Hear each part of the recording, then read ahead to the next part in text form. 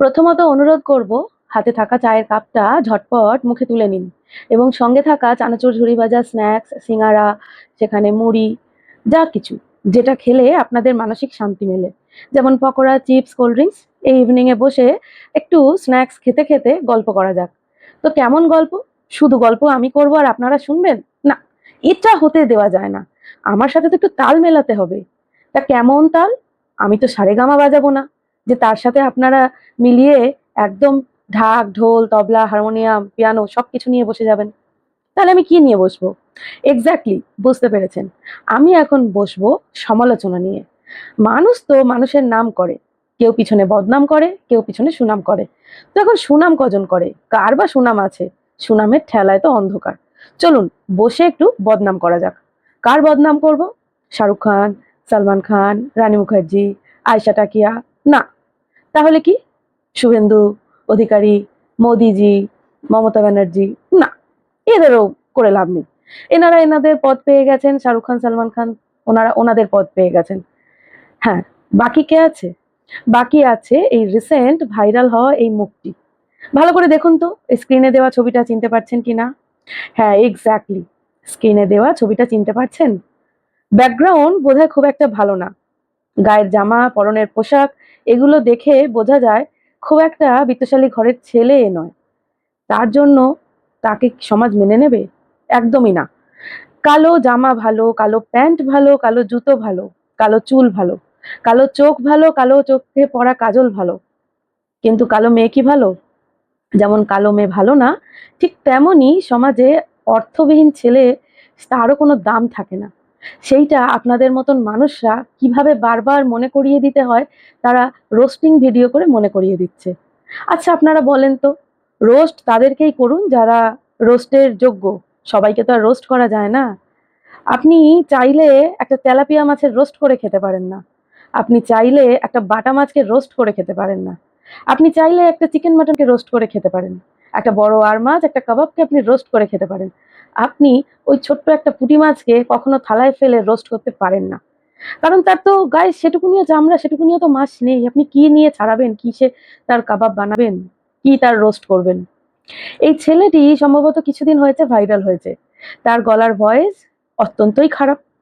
তার মনে থাকা রবীন্দ্রনাথের নিয়ে যে জিনিসগুলো জন্মায়, সে আবেগ, সে ভালোবাসা, সেগুলোও খারাপ। অ্যাকচুয়ালি রবীন্দ্রনাথ ঠাকুর কি বলে গেছেন সেটা ওনার পুঁথিপত্র থেকেই জানা যায়। না আমি তো পার্সোনালি সেই রবীন্দ্রনাথ ঠাকুরকে চিনতাম, আর না আপনি চেনেন। আর যারা রোস্ট করছে তাদের গোষ্ঠীও চেনে না। তাই তাদের গোষ্ঠীতে কে কিরকম সেটা সেটা আমরা সত্যিই জানি না।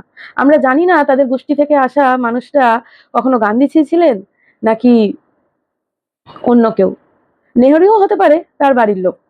বিশ্বাস করুন, যারা এই ধরনের রোস্ট করে না, তাদের বাড়ির লোক না তো সুভাষচন্দ্র বোস হয়ে জন্মায়, আর না জন্মায় বিদ্যাসাগর হয়ে, আর না তো রবীন্দ্রনাথ হওয়ার তো কোনো প্রশ্নই নেই। যাই হোক, এদের সাথে তুলনা করা এদের বাড়ির লোকগুলোকে একদম বেকায়দায় ফেলা হচ্ছে, খারাপ ধারণায় ফেলা হচ্ছে। কারণ যারা রোস্টিং ভিডিওগুলো করে, মানুষকে ছোট করে, তাদের কাছে অভাব হচ্ছে শুধুমাত্র টপিক্সের। আর টপিকের অভাব বলেই তারা এর তার ছবি নিয়ে কাটছাট করে তাকে ছোট করে নিচু মানসিকতার থেকেও নিচু হয়ে তারা দেখাতে চেষ্টা করে সমাজে যে তারা কতটা নিম্নবিত্ত মানুষ। এই ছেলেটা বিগত যে কটা দিন ভাইরাল হয়েছে, আমি জানি না ছেলেটা ঠিক শান্তিতে ভাত খেতে পেরেছে কিনা। কারণ হয়তো তার বর্ণ বা তার মুখমণ্ডল এই দুটো দেখার পরে হয়তো তাকে স্কুলেও হয়তো বিরক্ত করা হতো, বা তাকে হয়তো আড়ালে আবডালে তার গ্রামে হোক শহরে হোক তাকে হয়তো আন্ডার এস্টিমেট করা হতো, তাকে ছোট করা হতো হয়তো সবার সামনে। কিন্তু আজকে দেখো আমরা সোশ্যাল মিডিয়ায় দাঁড়িয়ে সেই মানুষটাকে কতটা ছোট করছি, কতটা ঘৃণ্য মনের ভাবছি। অ্যাকচুয়ালি সেই ছেলেটা কিন্তু অতটাও খারাপ না যতটা আমরা তাকে আঙুল তুলে খারাপ দেখাচ্ছি। তো আমরা রোস্টারদের অবশ্যই বলবো, বা রোস্টার ছাড়া সমাজের মানুষকে বলবো, দেখো ভগবানের দেওয়া চোখ, কান, নাক, জিভ, ত্বক যতক্ষণ তোমার আছে, দুটো হাত, দুটো কান, দুটো চোখ, তখন তুমি হলে পৃথিবীর মধ্যে সব থেকে সুন্দর একটি প্রাণী। সে তোমার গায়ের রং কালো হোক কিংবা গায়ের রং সাদা, গায়ের রং দিয়ে কিছুই বিচার করা যায় না। প্রজাপতি সুন্দর হলেও তার জীবনকাল হচ্ছে 3 মাস। কিন্তু তুমি সুন্দর কিংবা কুৎসিত হও না কেন, তোমাকে 70-80 বছর তো এখনকার দিনের মতন বেঁচে থাকতেই হবে, না হয় 50-60। যা হোক, জীবনে তোমাকে অনেক যুদ্ধ করতে হবে, আর তার জন্য ভগবান তোমাকে যেগুলো দিয়েছে সেগুলো কি যথেষ্ট না? তাহলে সেই ছেলেটিকে যা ভগবান দিয়ে পাঠিয়েছে তাও কিন্তু তার জন্য যথেষ্ট। হয়তো তার আবৃত্তি ভালো না, হয়তো তার প্রোনাউন্সিয়েশন উচ্চারণও ভালো না, হয়তো তাকে দেখতেও ভালো না। আমি সবটাই তোমাদের নেগেটিভিটি গুলোকে নিয়ে নিলাম, কিন্তু নেয়ার পর কি বলতো, এই যে ক্যামেরার সামনে দাঁড়ানোর মতন যে ক্ষমতাটা ওই ছেলেটার আছে, তোমাদের ক্যামেরার পিছন থেকে সে কথা বলার মতন ক্ষমতাটা নেই। তোমাদের ক্যামেরার সামনে দাঁড়িয়ে কথা বলার মতো ক্ষমতা বা ক্যাপাসিটি নেই বলে আজকে এই মানুষটাকে তোমরা এত ছোট চোখে দেখছো। একবার ভেবে দেখো তো, তোমাদের ঠাকুরদা, তার ঠাকুরদা, তার ঠাকুরদা কত সুন্দর ছিল, একটা ছবি পর্যন্ত বোধহয় এখনো খুঁজলে বাড়িতে পাবে না। সেই জায়গায় দাঁড়িয়ে এই ছেলেটা যে রবীন্দ্রনাথ সম্পর্কে বলুক আর যার সম্পর্কেই বলুক, সে যে তার প্রতিভাটা চেষ্টা করার জন্য এতটাই সবার সামনে চলে আসছে বা জনসমক্ষে দাঁড়িয়ে একটা গান বলো, আবৃত্তি বলো করে দেখাবার চেষ্টা করছে। তোমরা কি করতে পেরেছো? তোমরা তো শুধু জীবনে লোকের দিকে আঙুল তুলে দেখাতে পেরেছো, এ বড়লোক হয়েছে, এ গরিব হয়েছে, এ শিক্ষিত হয়েছে, এ অশিক্ষিত হয়েছে, এ ইনকাম করে, এ ইনকাম করে না, এই ক্যামেরার সামনে দাঁড়িয়ে বাজারি মানুষদের মতন এই মহিলাটা ইনকাম করছে, সে এই করছে। তোমরা কি করেছো? এই ছেলেটা তো তার পোশাক আশাক খুলে দাঁড়ায়নি ক্যামেরার সামনে, না তো মুখে নানান রকম মেকআপ ঠুসে দিয়েও দাঁড়িয়েছে। তাহলে তোমরা এই ছেলেটাকে এত কেন খারাপ বলছো? আমি তো এর কোনো খারাপ দেখতে পাচ্ছি না। আমার কাছে ছেলেটা যথেষ্ট সভ্য, যথেষ্ট ভদ্র। তারপরেও মানুষ হিসাবে আশা করব ছেলেটা সত্যিই খুব ভালো। কারণ এত কিছু বলার পরে, এত কিছু সোশ্যাল থেকে ওর সম্পর্কে যাওয়ার পরে ও হয়তো অনেক কিছু দেখছে, অনেকের কাছ থেকে শুনছে বা জানছে। তারপরেও যে সে কোনো প্রতিবাদ করছে না, বলবো অনেক ভালো।